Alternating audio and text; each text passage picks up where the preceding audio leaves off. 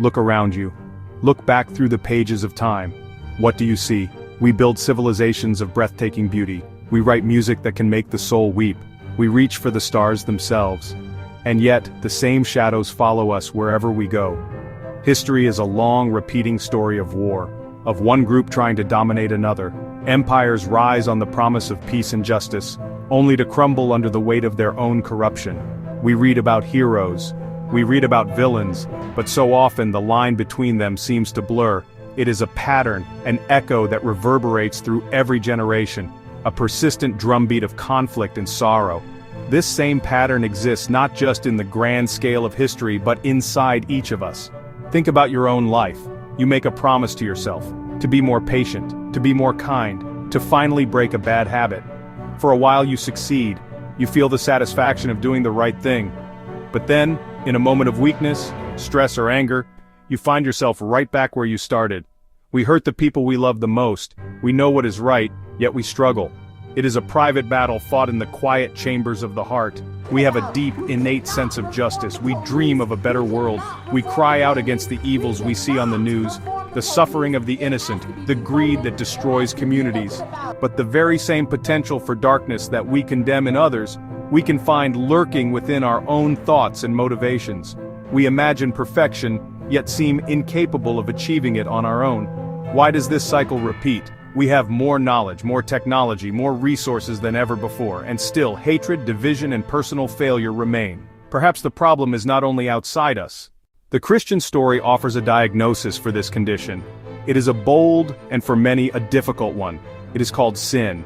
This is not just about a list of rules we have broken, it is about a fundamental brokenness at the core of our being.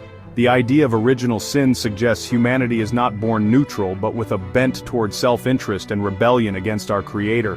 It is like a flaw in the code, a crack in the foundation that affects everything built upon it. This teaching says that our problem is not just what we do but who we are in our natural state. This diagnosis helps make sense of the relentless patterns we see. If we are inherently flawed, utopias fail. It explains why laws, however well crafted, can never fully contain human cruelty and selfishness.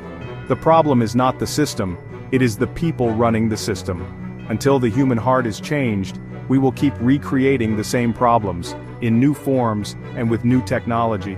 The scenery changes but the story remains the same. This view sheds light on our inner struggles, that feeling of knowing the good you want to do but doing the opposite. The Apostle Paul wrote about this conflict, a war within himself.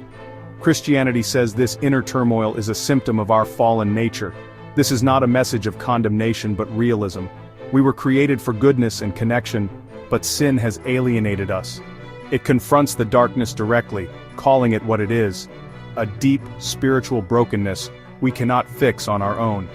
But it sets the stage not for despair, but for the search for a true and lasting cure.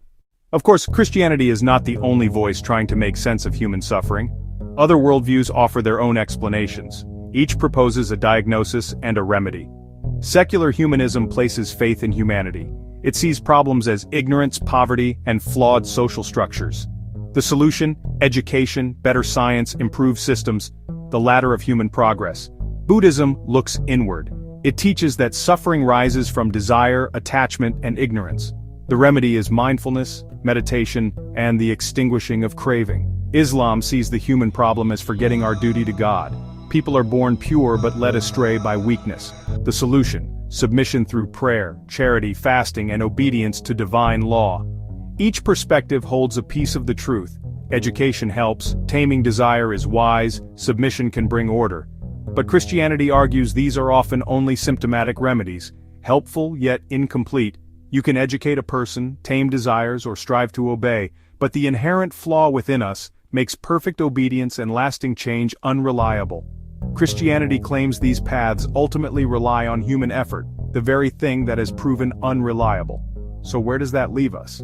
If efforts alone fail, we need to consider a different kind of remedy. Christianity presents a radically different answer, not a ladder for us to climb but a rescue mission.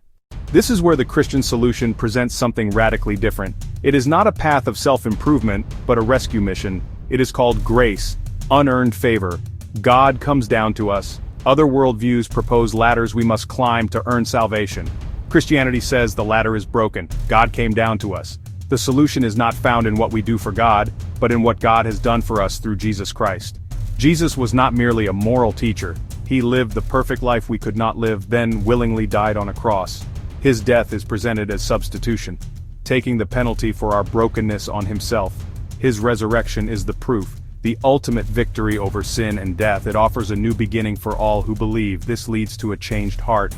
The Christian faith is not primarily about behavior modification but heart transformation, not just turning over a new leaf but being given a new life. Through faith, God's Spirit comes to live within. The struggle with sin does not vanish overnight, but the person is no longer fighting alone. They have a new power, a new desire, and a new identity. Finally, Christian hope extends beyond the individual. It looks forward to a restored creation, cities and fields renewed. The story does not end with rescue but with total restoration. No more death, mourning, crying, or pain. For a world groaning under the weight of brokenness, this is indeed good news.